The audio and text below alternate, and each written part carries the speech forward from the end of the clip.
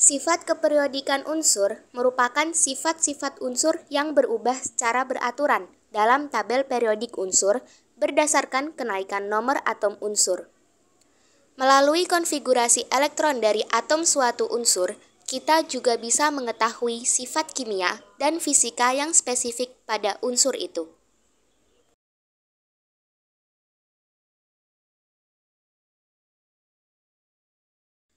Sifat-sifat keperiodikan unsur antara lain 1. Jari-jari atom 2. Energi ionisasi 3. Afinitas elektron 4. Keelektronegatifan dan 5. Sifat logam. Untuk bab ini, kami hanya akan membahas jari-jari atom sebagai sifat keperiodikan unsur. Jari-jari atom adalah jarak yang dihitung dari inti atom sampai ke kulit terluar. Semakin ke kanan jumlah proton dan neutron semakin banyak, sehingga gaya tarik inti terhadap elektron terluar semakin kuat, sehingga jari-jari atom semakin kecil.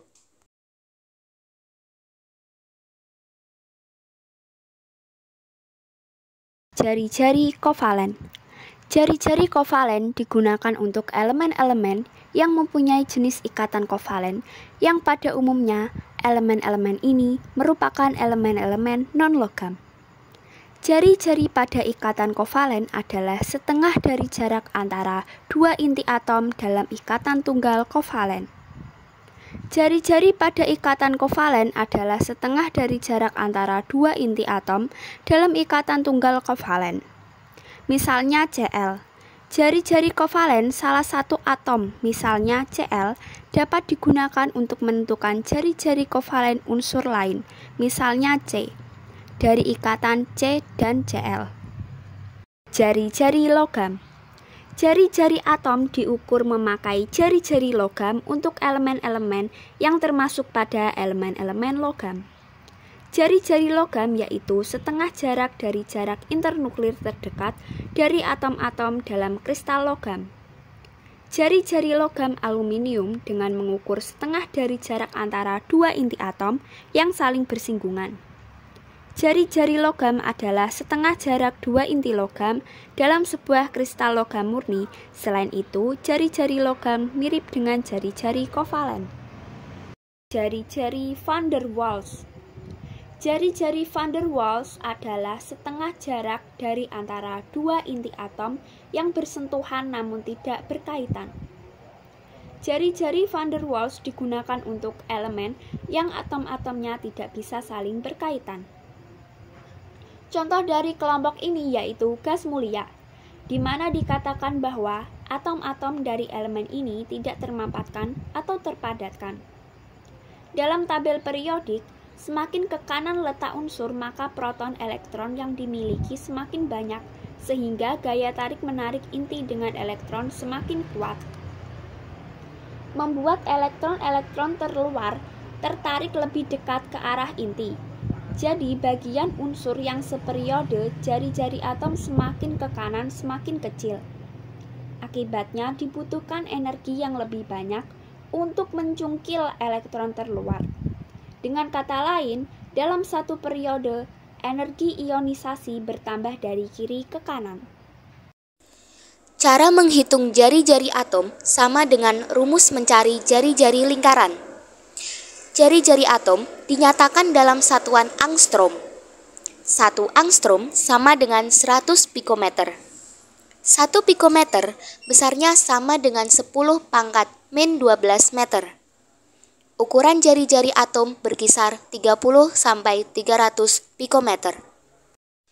Kecenderungan jari-jari atom pada tabel periodik dan elemen-elemen transisi. A.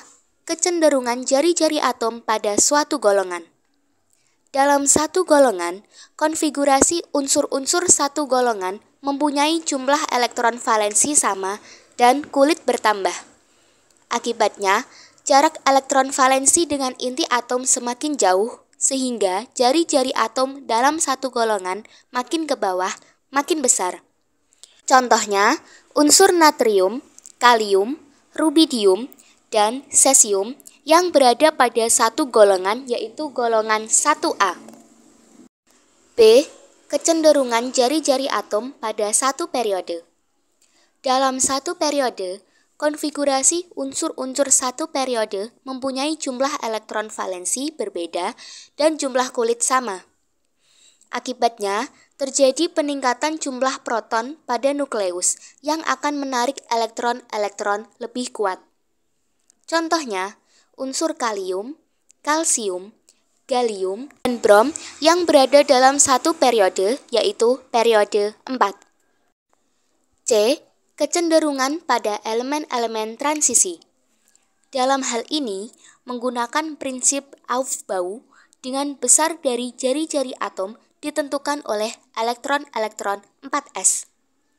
Penarikan naiknya jumlah proton pada nukleus berkurang karena adanya penghalang tambahan, yaitu bertambahnya elektron-elektron pada orbital 3D. Sekilas tentang prinsip Aufbau. Pengisian elektron pada subkulit dengan mengikuti arah panah sebagai berikut. Untuk mengingat, perhatikan pola yang dibentuk, yaitu S, S, PS, PS, DPS, DPS, FDPS, FDPS. Memang hal ini agak sedikit membingungkan.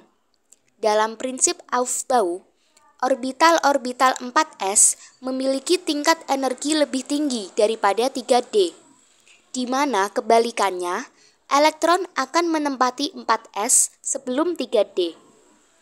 Artinya, elektron-elektron 4s dapat kita simpulkan berada pada luar atom dan menentukan besarnya atom.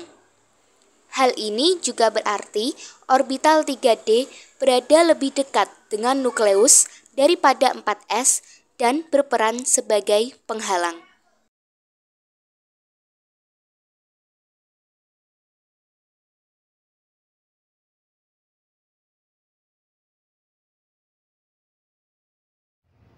Yang kedua, jari-jari ion. Jari-jari ion adalah jari-jari yang menunjukkan ukuran ion pada senyawa ion dengan pengukuran difraksi sinar X. Pada jari-jari ion positif, jumlah lintasan ion unsur selalu lebih sedikit dari jumlah lintasan atomnya dengan melepas elektron. Sedangkan pada jari-jari ion negatif, jumlah elektron bertambah dengan menangkap elektron.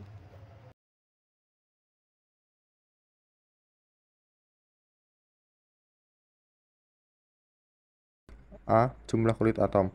Makin banyak jumlah kulit atom yang dimiliki suatu atom, maka otomatis jari-jari atom juga makin panjang.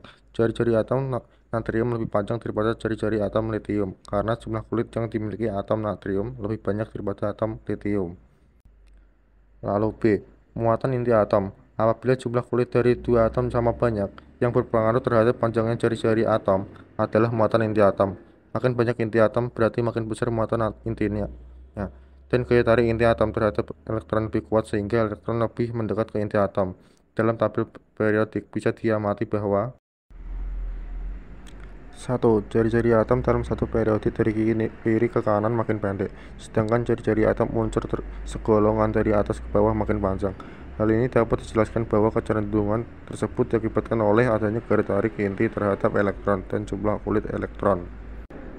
2. Dalam satu periode dari kiri ke kanan, muatan inti makin bertambah, sedangkan jumlah kulit elektronnya tetap. Akibatnya, gaya tarik inti terhadap elektron jumlah makin kuat sehingga menyebabkan jarak elektron kulit terluar dengan inti makin dekat. 3. Dalam satu golongan makin ke bawah jumlah kulit makin banyak. Meskipun dalam hal ini jumlah muatan inti makin banyak, tetapi pengaruh bertambahnya jumlah kulit lebih besar daripada pengaruh muatan inti. Akibatnya, jarak elektron kulit terluar terhadap inti makin jauh.